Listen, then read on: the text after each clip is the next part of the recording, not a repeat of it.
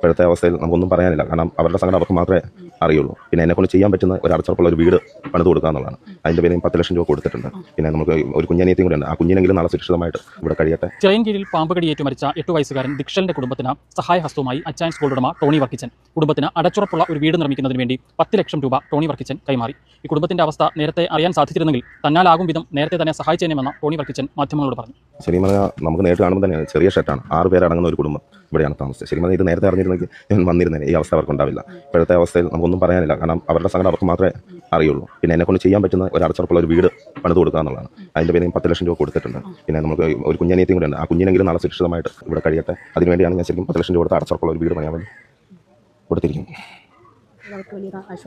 ആശ്വാസം ആവണം. ആശ്വാസം ഇനി ഓക്കെ പിന്നെ ഒന്നും പറഞ്ഞിട്ട് കാര്യം.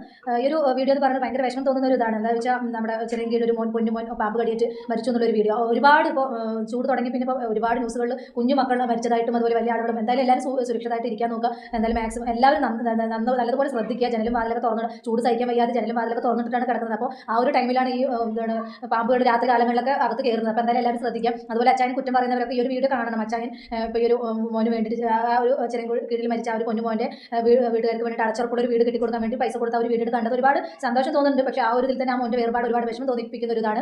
ഭയങ്കര ഇതാണ്. എല്ലാവരും ശ്രദ്ധിക്കാൻ മാത്രം ഈ ഒരു അവസരത്തിൽ പറയാനുള്ളത്. എന്തായാലും അച്ചായൻ്റെ ആ വീഡിയോയുടെ കുറച്ച് ഭാഗങ്ങളും കൂടെ നമുക്കൊന്ന് കണ്ടു നോക്കും. സന്തോഷമുണ്ട്. സഹായം പ്രതീക്ഷിക്കാത്തതിന് വലുതായിട്ടുള്ള രീതിയിൽ സഹായിച്ചു. ഈ വീടിന് വേണ്ടി 1 വർഷം മുമ്പ് പഞ്ചായത്തിൽ അപേക്ഷ കൊടുത്തിരുന്നല്ലേ? പഞ്ചായത്തിൽ കൊടുത്തിരുന്നു. ഇപ്പോൾ അവർ തിരക്കിയപ്പോൾ അതിൻ്റെ അപേക്ഷ ഇന്നലെയാണ് ബ്ലോക്കിലോട്ട് ചെന്നതെന്ന് പറയുന്നത്. കുഞ്ഞു മരണപ്പെട്ടതിന് ശേഷം ഇന്നലെയാണ് ബ്ലോക്കിലോട്ട് ചെന്ന്. അപ്പോൾ എൻ്റെ അമ്മയുടെ ആധാറിൻ്റെ എന്തോ ഇഷ്യൂസ് ഉള്ളതുകൊണ്ട് റെഡി കൊടുക്കണമെന്നൊക്കെ പറഞ്ഞിരുന്നത്. കിട്ടിയത് അടച്ചുറപ്പുണ്ടായിരുന്നവരാണെങ്കിൽ ഇങ്ങനെ സംഭവിക്കില്ല. ആശുപത്രിയിൽ ചെന്നപ്പോഴും ഒരു ട്രീറ്റ്മെൻറ്റ് ഭാഗത്തോളം വീഴ്ച സംഭവിച്ചല്ലേ? എന്താണെന്ന് അറിയത്തില്ല. അവരെ വലിയ കുറവാണ്. ഒരു ഇമ്പോർട്ടൻ്റ് കാണിച്ചില്ല അവർ. ചിറയൻകീഴ് സ്വദേശി ദിലീപ് അനു ദമ്പതികളുടെ മൂത്ത മകനാണ് ദിക്ഷലിനൊരു കുഞ്ഞനുജത്തി കൂടിയുണ്ട്. ഇതോടൊപ്പം തന്നെ ദിലീപിൻ്റെ മാതാവും സഹോദരിയും ഉൾപ്പെടെ 6 പേരാണ് ഈ വീട്ടിൽ താമസിച്ചിരുന്നത്. അടച്ചുറപ്പില്ലാത്തൊരു ചെറിയ വീട്, ഒരു ഷെഡാണ്.